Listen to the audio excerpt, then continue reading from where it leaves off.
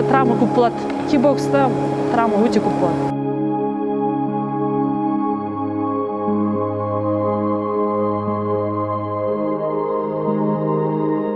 Әйел адамға өте қиын негізі. Жұрттар түсінбейді ғой, әркім біреуге айтпайсың. Мен жарысқа бардым, жаңағы ернім үсіп кетті, ернім 2 рет жыртылған, жаңағы капилляры слабый, көзімнің капилляры слабый. Мысалы, қазір просто тиіп қалсаңыз да уже үсіп кетеді да. Ол кезде спортзалдар болған жоқ, біздер мектеп қабырғасында не болды, шағын спортзал болды. Сол кезде інімді алып барғанмын тренировкаға. Інім мені 87 жылға, мен өзім 85-пін. Сол інімді апарып жүріп, тренер жаңа мені байқап қалады. Сосын айтады, апанды алып кешейік. Апан деген сен спортқа жақсы сияқты деп. Сосын інім айтады, жоқ, мен апам қатыспайды, ол легкий атлет, жүгіреді. Мен өзім негізі жеңіл атлетикамен айналысатынмын. Өзі жасым 13-те, 12-13-те бір. Содан інімді әкеліп жүріп, мен кикбоксқа келдім, қатысып бастадым. Содан 20 жылдан астам осы спорттамын.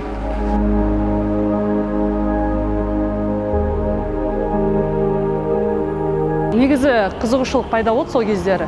Ол кездері негізі 2000 жылдары жаңағы спорт аз, спорт залдар аз, ешқандай мүмкіндік жоқ, перчатка жоқ, бинт жоқ, ондай залда айналысатын мүмкіндік болған жоқ. Бірақ менде бір құлшыныс болды сол спортқа. Себебі ағайым дайындай бастады, жаңағы жарыстар пайда болды. Содан кейін бірде-бір тренировканы өткізбей қатыстым. Негізі тренировканы ешқашан қалдырмайтын адаммын.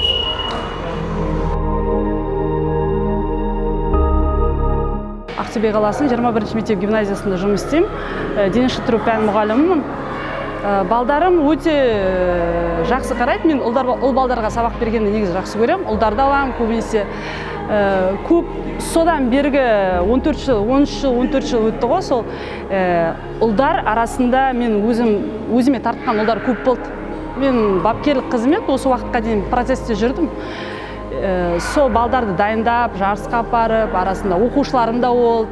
Қазір оқушыларым өсті, мысалы, бірталай жасқа келіп, әлі де араласып тұрамыз.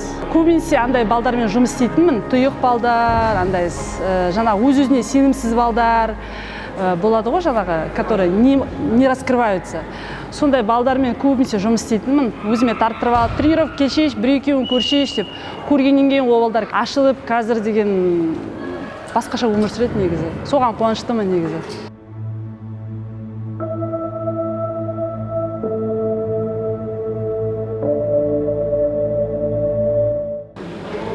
Маған тренировка келген қыздар мен деңгейіне қарап бөлмеймін, сен байсың, сен жаңағы ірісің, сен арықсың, жоқ. Маған тек желаниесі болса, мына жерінде көкірегімде спортқа қатысам дейтін несі болса, дайындауға әзірмін. Енді көп айтады ғой, сыртымнан да айтады, қыздарға лайық бес, бәрібір мен оны, бір удармен құлатам дейтін балдар болады. Мен ешқандай ештеңе айтпаймын, қарсы келмеймін. Шықсын рингке көрсетем, пожалуйста деймін, болды. Мен ешқандай артық сөзге бармаймын. Көбінесе мен осындай бір неге түскен кезде, осылай конфликтке түскен кезде бірінші өзім бармаймын ешқашан. Айқайласпаймын, істемеймін. Егер кәдімгідей намысымды тапап, қорғап, жаңа тапап, бірінші тиісіп атса, амал жоқ, енді келеді, айтады, не істейсің? Бірінші ескертесің, түсінбесе уже қолданасың ғой. Болған негізі Астанадан құрбымыз келген, жан досым. Бәріміз бірге қыдыруға шыққанбыз. Сонда қыздар тиісіп, түйіп кетеді, енді қыздар білесіздер ғой, түйіп кетеді қасымыздан. Қызымды, жолдас қызым түйіп кетеді, қыста болған жағдай. Сосын жолдас қызым айтады, түймешеш, неге тіке жүрмейсіңдер? Ол қыздар жаңағы тентектеу қыздар ғой, енді жаңағы попались. Сосын мен өзім білем, сен түйем ба, ұрам ба деп. Сосын қыздар қойыңдар, жоқ, қоймаймыз. Начали драться, төбелесіп бастады конфликт. Сол кезде болған енді ситуация, бір удармен шешкен.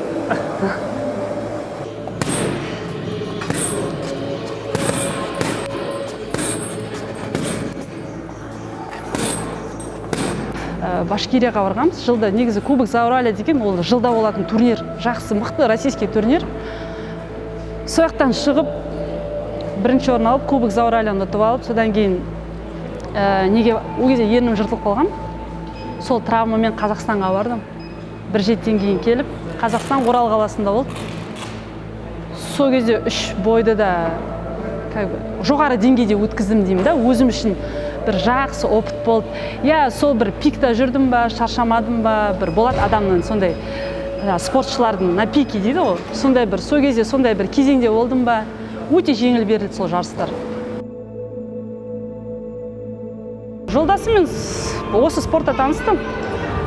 Осы спортта біздер негізі Башкирияға жарысқа баратын болғанбыз, на Кубок Заурале. Сол кезде ол да Ақтөбенің баласы, бірақ мен оны көрген жоқпын, сол Башкирияда таныстық. Содан сөйлесіп кеттік, араласып. Ешқандай қарсылық болған жоқ, ондай қатыспа, саған жараспайды. Себебі мен уже ол спортта онымен танысқан кезде мен уже бірталай жеңістің ортасында тұрдым да, уже как бы финиш. Мен ол кезде 24-те болдым, ешқандай қарсылық болған жоқ уже. Өмірде енді негізі тамақ дайындағанды жақсы көрем, тазалықты жақсы көрем, қонақ шақырғанды жақсы көрем. Негізі әйел ретінде барлық шаруаларды өз ретімен тұрғанды жақсы көрем. Себебі өзімнен кейін 3 інім болды, соларды қарадым. Содан кейін жолдасым бар, қазір 2 балам бар. Бокс қыздардың спорты деп айта аламын. Қазіргі заманда, 21 ғасырда әркім өз бетінше даму керек. Мен қандай спортқа барса да адам өзі біледі.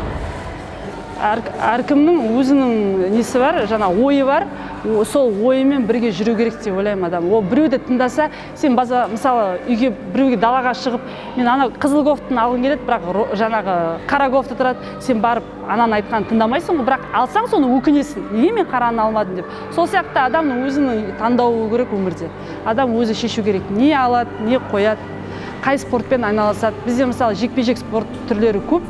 Қыздар қатысу керек деп ойлаймын. Мен қолдаймын қыздарды. Қатысатын қыздарды қойлаймын. Қазір маған келетін қыздардың жасы 30-да, 28, 30, 35-ке дейін келеді. Маған келгенде, мысалға 35-те мен осы спортпен айналысқаныма 23-24 жыл болды ғой. Мен 1,5-темін. Бір салмақты ұстап тұрам. 48-46. 2 балам бар, сонда да өзгерген жоқ салмағымыз. Формаға тез келуге тырысам. Ондай проблема болған жоқ ешқашан өмірімде. Мысалы, босансам да сразу спортпен айналысуға тырысам. Жатып қалмаймын, жаңағы қозғалыста боламын. Сосын маған ешкім айтқан жоқ, сен денен еркектікіндей, ешқандай өмірде ондай претензия болған жоқ. Негізі спортпен айналыспайтын қыздардың қатесі. Қазір кикбокс жақсы развивать етіп келатыр, өзіңіз білесіздер, жекпе-жек түрлері қыздарға жаңа мықты дамып келатыр. Олар ойлайды келген кезде, мен жігіт болып кетпеймін ба, мен денем айналып кетпеймін ба? Жоқ, қателесесіздер деп айтқым келеді. Себебі біріншіден сіздер өздеріңе сенімдік пайда болады. Әрқашанда өзіңізге сенімді боласыз. Күйеуге шықсаңыз да, шықпасаңыз да. Екіншіден жаңағы физикалық тұрғыдан дайын боласыз. Әр ситуацияға психологиялық тұрғыдан да дайын боласыз. Мысалы, қандай бір қиындық болса, сіз оны тез жеңіп шығасыз. Себебі сіз спорт уже денені қатайтты, жаңа психологиялық тұрғыдан қатайттыңыз, уже бәріне шыдай аласыз.